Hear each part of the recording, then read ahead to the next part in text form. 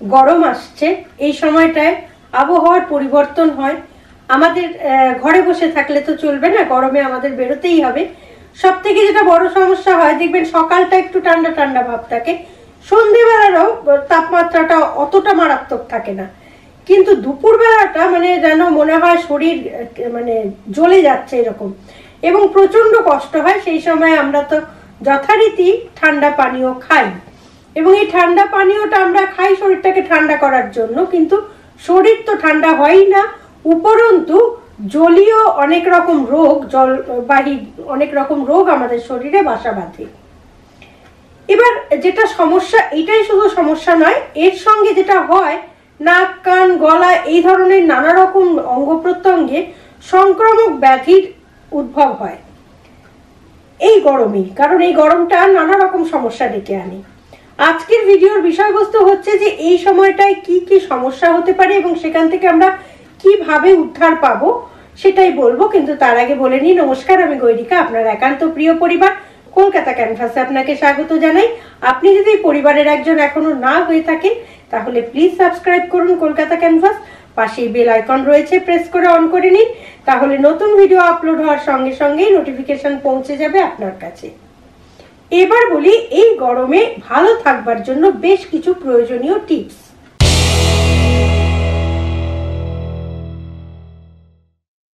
প্রথমে বলে নিই যে এই সময় কি কি রোগ হয়। সাধারণত বেশিরভাগ দেখবেন চোখটা লাল হয়ে যায়, যেটাকে আমরা কনজাংটিভাইটিস বলি। এই সময় কিন্তু এই সমস্যাটা দেখা দেয়, সংক্রামক ব্যাধি এটা দেখা দেয়। এছাড়া সর্দি কাশি তো রয়েইছে, আমাদের জানা রোগের মধ্যে গ্যাস্ট্রিকের ইয়েটা বাড়ে, হাড়টা বাড়ে। যাদের গ্যাস্ট্রিকের সমস্যা আছে দেখবেন এই সময়টা গ্যাস্ট্রিকের প্রবলেমটা বেড়ে যায়। সেই সঙ্গে রক্তচাপ কমে যায়, ডিহাইড্রেশন হয়, এই ধরনের নানা রকম সমস্যাই দেখা দেয়। আরেকটা জিনিসও হয়, পেশিতে কিন্তু এই সময় খুব টান ধরে, ব্যথা হয়। তো এই সমস্যাগুলোর সমাধান করতে পারে খুব সহজ পদ্ধতি, সেটা হচ্ছে জল। প্রচুর পরিমাণে জল খান। আর যদি ডিহাইড্রেশন বা এই ধরনের কোনো সমস্যা হয় তাহলে অবশ্যই নুন চিনির জল খাবেন, বা ওআরএস যেটাকে আমরা বলি সেটা খেতে পারেন, বা চিকিৎসকের পরামর্শ নিয়ে ইলেকট্রোলালও খেতে পারেন। তাহলে এই ধরনের সমস্যা, অ্যাটলিস্ট এই ডিহাইড্রেশনের সমস্যা থেকে আপনি অনেকটাই মুক্তি পাবেন, কারণ ডিহাইড্রেশনের ফলে কিন্তু শরীরটা দুর্বল হয়ে যায়। সেই কারণে নুন চিনির জলটা সেই মুহূর্তে খুবই জরুরি।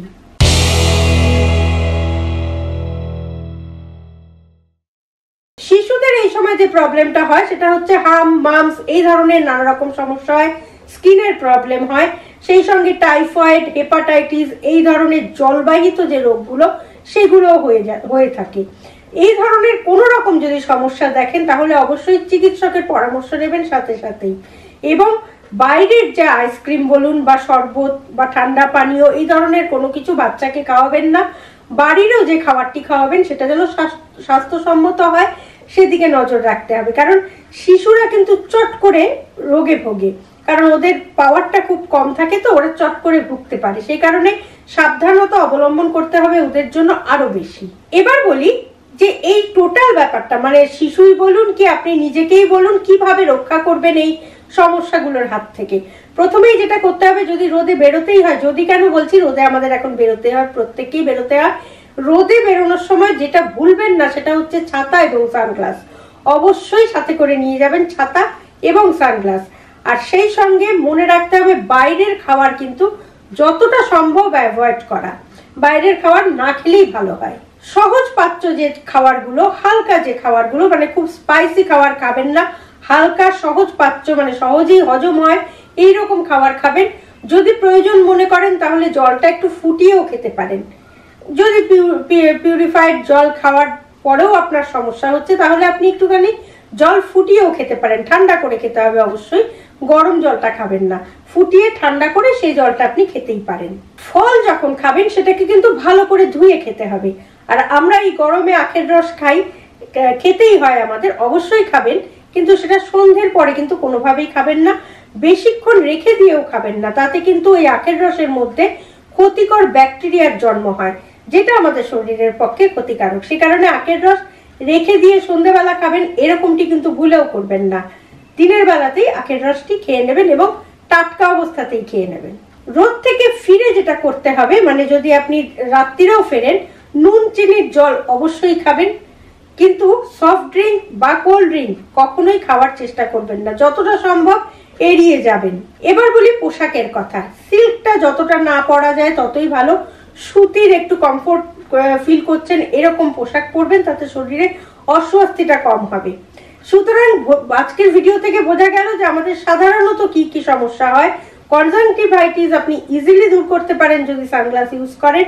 সেই সঙ্গে মাথায় ছাতা নিতে হবে এবং বাইরের খাবার যতটা সম্ভব এড়িয়ে যাওয়া ভালো। সফট ড্রিঙ্ক, কোল্ড ড্রিঙ্ক হাতছানি দিলেও এই সময় খাওয়া চলবে না, না খেলেই ভালো হয়। এই সমস্ত সাবধানতা অবলম্বন করলে আশা করি আমরা সুস্থ থাকতে পারবো গরমে। তাহলে আজকের এই ভিডিওটি যদি ভালো লাগে লাইক করবেন, শেয়ার করবেন, কারণ প্রচুর মানুষ এই গরমে কষ্ট পেয়ে এই ধরনের ভুলগুলো করেই থাকে, তাই তাদেরকে একটু সাবধান করতেই হবে। সেই কারণে শেয়ার করুন প্রচুর পরিমাণে এবং কমেন্ট বক্সে অবশ্যই কমেন্ট দিন। আর আপনি যদি পরিবারের একজন এখনো না হয়ে থাকেন, তাহলে এই ধরনের সব সময় সতর্কতা অবলম্বন করার জন্য প্লিজ সাবস্ক্রাইব করুন কলকাতা ক্যানভাস। পাশেই বেল আইকন রয়েছে, প্রেস করে অন করে নিন, তাহলে নতুন ভিডিও আপলোড হওয়ার সঙ্গে সঙ্গেই নোটিফিকেশন পৌঁছে যাবে আপনার কাছে। ভালো থাকুন, সুস্থ থাকুন এবং এই গরমে নিজেকে সাবধানে রাখার জন্য অবশ্যই সঙ্গে রাখুন, দেখতে থাকুন আপনার একান্ত নিজস্ব পরিবার, প্রিয় পরিবার কলকাতা ক্যানভাস। নমস্কার।